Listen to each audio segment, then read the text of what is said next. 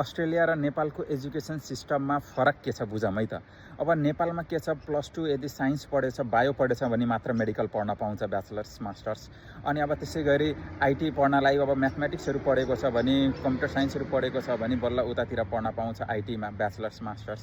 अनि अब यहाँ अस्ट्रेलियामा के छ त भन्दा अब +2 जुनसुकै फिल्डको होस् के, अब म्यानेजमेन्टकै फिल्डको भए तापनि यहाँ आएर ब्याचलर्स चाहिँ नि तपाईँको नर्सिङ पढ्न पाउँछ, मेडिकल फिल्ड पढ्न पायो, आइटी पढ्न पायो। चाहे आइटीको म्याथमेटिक्सको केही पनि ज्ञानै नहोस्, नेपालमा म्याथोफोबिया हुन्छ, साइन्सोफोबिया हुन्छ, फोबिया भएका मान्छेहरू पनि यहाँ आएर जुन टर्म्सहरू पनि जस्तै अब मेडिकलको टर्म्सहरू पनि, आइटीका टर्म्सहरू पनि नजानेका पनि यहाँ आएर आइटी पढिरहेका हुन्छन्, मेडिकल पढिरहेका हुन्छन्, नर्सिङ पढिरहेका हुन्छन्।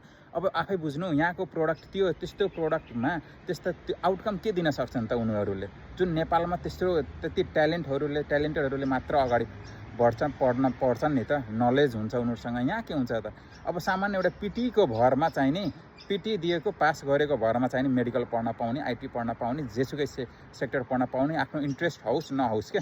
जिरो इन्ट्रेस्ट भएको पनि मेडिकल फिल्डमा नेपालमा जिरो इन्ट्रेस्ट भएको यहाँ आएपछि नर्सिङ पढिरहेका हुन्छन्।